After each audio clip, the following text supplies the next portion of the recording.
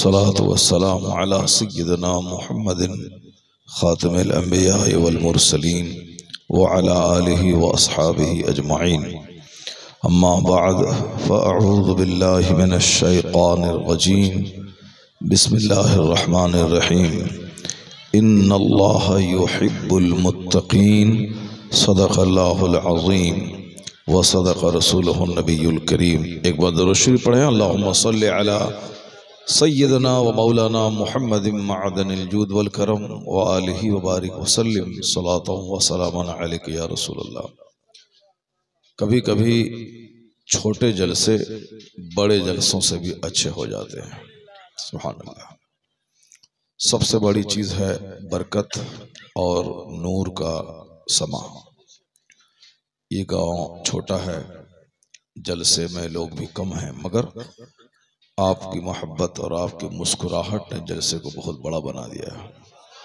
सुभान अल्लाह, सुभान अल्लाह। अब तक हमारे राशिद भाई ने बहुत दर्द भरी आवाज़ में बहुत प्यारे प्यारे कलाम उन्होंने आपके सामने पेश किया।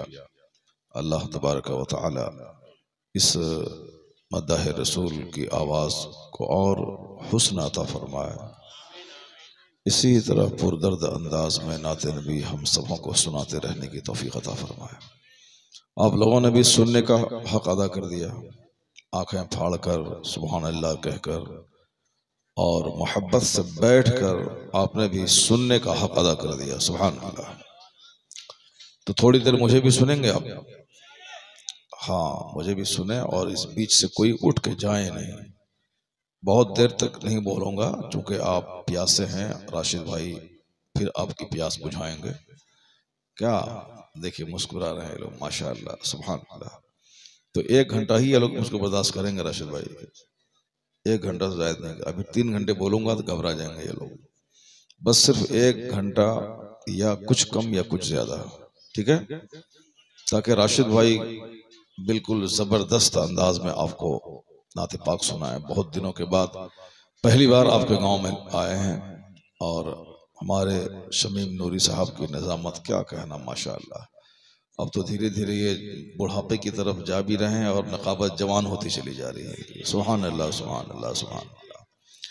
और हमारे खलीफा हुज़ूर मुफ्ती आज़म हिंद मुफ्ती बशीर साहब क़िबला, माशाअल्लाह क्या कहना, पूरे इस गांव देहात में रहकर जो सुन्नियत का काम किया है, सुन्नियत को बचाने का काम किया है, अल्लाह ताला इसका बेहतरीन बदला अता फरमाए।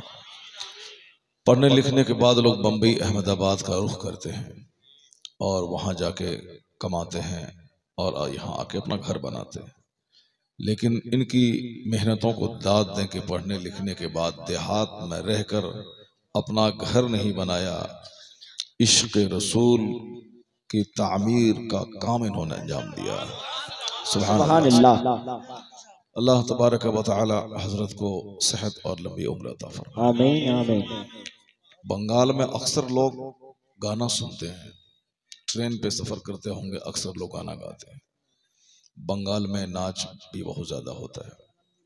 बंगाल में बहुत ज्यादा कव्वाली भी होती है। 5-5 लाख रुपए दे के लोग कव्वाल को बुलाते हैं।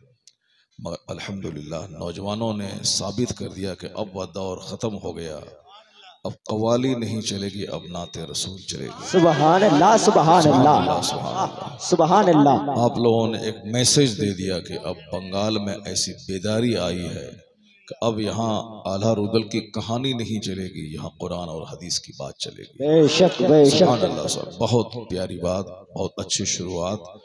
इधर मैं कई साल से देख रहा हूँ बंगाल में, अगर बस थोड़ा सा मेला वगैरह का रिवाज कम हो जाए, औरतें बेपर्दा न फिरें और कोई सामान नहीं बिके, तो फिर ये जलसा समझ लें कि उत्तर प्रदेश के बड़े बड़े जलसों की तरह होता चलाएगा। सुभान अल्लाह।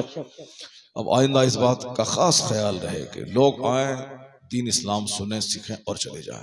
मेला नहीं लगे और सामान नहीं बिके, वरना मेरी माँ बहन बेटियां वहीं खड़ी रहती हैं, बेपर्दा रहकर खुद बदनाम होती हैं और जलसे को बदनाम करती हैं, इस इलाके के उलमाए कराम को बदनाम करती हैं। चूँकि आजकल जानते हैं सोशल मीडिया का ज़माना है, यहाँ के सारे मनाजिर पूरे हिंदुस्तान में पहुँच जाते हैं। आज मैं आपके सामने बोल रहा हूँ और कल ये सारा हिंदुस्तान सुन लेगा उसको। अगरचे ये सब इसमें बहुत सारे खुराफात को भी जन्म दिया इन्होंने, अगरचे दिल की गहराई से मैं इसकी तायद नहीं करता हूँ कि ये सब अच्छी चीज़ नहीं है। और हमारे ताजुश शरिया ने जो फतवा दिया है वीडियोग्राफी फोटोग्राफी के हराम होने का, वो बिल्कुल सच है और सही है, लेकिन इसके जिम्मेदार वो लोग हैं जो लोग करते हैं। मैं तो इसको पसंद नहीं करता हूँ और कभी नहीं पसंद करूँगा। अल्लाह तबारक व तआला हम सबों को फितनों फसाद से बचने और दीन का काम करने की तौफीक अता फरमाए। आमीन आमीन।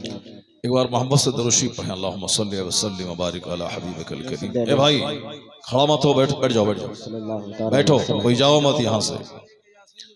इस गांव में आज अल्लाह रसूल का जिक्र हो रहा है, थोड़ी देर के बाद मजलिस खत्म हो जाएगी, लेकिन इसका फायदा बरसों तक महसूस किया जाएगा। जिस जगह बैठकर चंद लोग अल्लाह का जिक्र करते हैं, आपको मालूम है कि वह जगह कयामत के दिन आपके हक में शहादत यानी गवाही देती है। जमीन कहती है कि इलाही, दूसरे लोगों ने तो मेरी पीठ पर तमाशा किया था, दूसरे लोगों ने तो मेरी पीठ पर बैठ के गाना गाया था, लेकिन कुछ लोग तेरे मुखलिस बंदे थे जो बैठकर तेरा जिक्र किया था।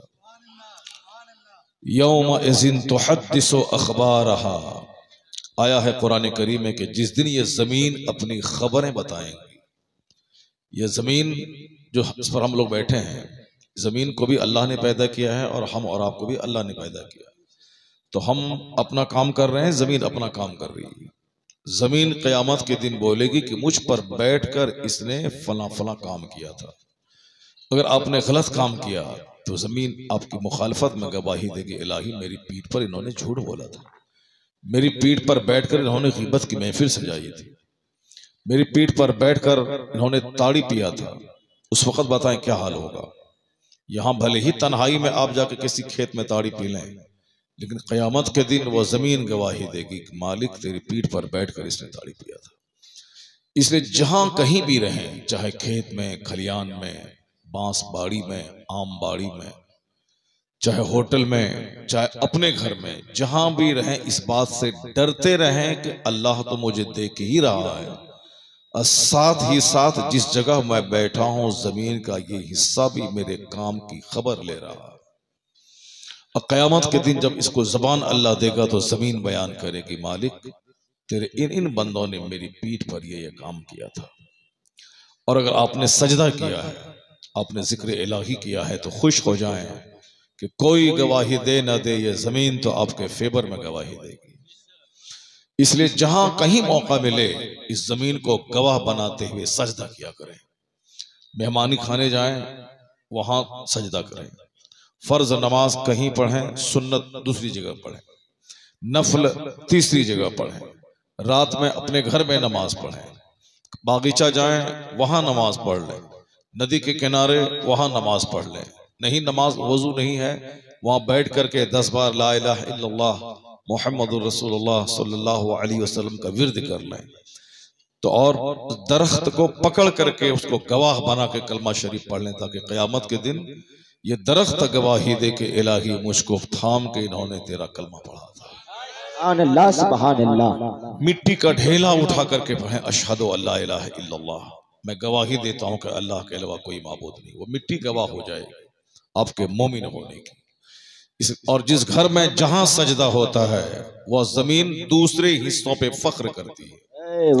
जैसे हमारे घर में कोई प्रधानमंत्री आ जाए तो हम कहते हैं ना कि भाई तुम लोग क्या हो, मेरे घर में तो प्रधानमंत्री आया है, मेरे घर में विधायक जी आए, मेरे घर में सांसद जी आए, मेरे घर में डीएम जी आए, सारा गांव दौड़ के आता, कैसे खुशनसीब है इसके घर में डीएम आ गए। ठीक उसी तरह जमीन का यह हिस्सा जिस पर लोग बैठ करके अल्लाह अल्लाह करते हैं, ये जमीन का हिस्सा उस हिस्से पर जहां कोई अल्लाह का जिक्र नहीं किया, उस पे ये हिस्सा इतराता है, नाज करता है और कहता है मैं खुशनसीब हूं कि आज मेरी पीठ पर अल्लाह के बंदों ने अल्लाह का जिक्र किया। तो अब तजर्बा बताता है कि जहां जलसा होता है, अल्लाह रसूल का जिक्र होता है, उस जमीन पे फसल ज्यादा पैदा होती है। अगर यकीन नहीं आए तो आप अपने दरवाजे पे 2 दरख्त लगा लें, चाहे गुलाब का हो या आम का हो या लीची का हो या अमरूद का हो या पपीता का हो, जो भी हो 2 दरख्त लगाएं। मैंने तो उसको आजमाया है, 2 दरख्त लगा लें, एक दरख्त के पास रोजाना 2-4 बार कलमा शरीफ पढ़ें, दरूद शरीफ पढ़ें या नाते रसूल गुनगुनाएं, और दूसरे दरख्त के पास नहीं गुनगुनाएं। अब 1 महीने के बाद दोनों की कैफियत देख लेंगे कि जहां नात शरीफ गुनगुनाई गई, जहां दुरूद पढ़ा गया, जिक्र किया गया, उस दरख्त के फल, उसके पत्ते उस दरख्त के मुकाबले में ज्यादा खिले हुए नजर आते हैं। सुभान अल्लाह। अगर यकीन नहीं आए तो कल ही जाकर के अपने दरवाजे पे आप लगा दें, कल ही जाएं, कल ही जाएं।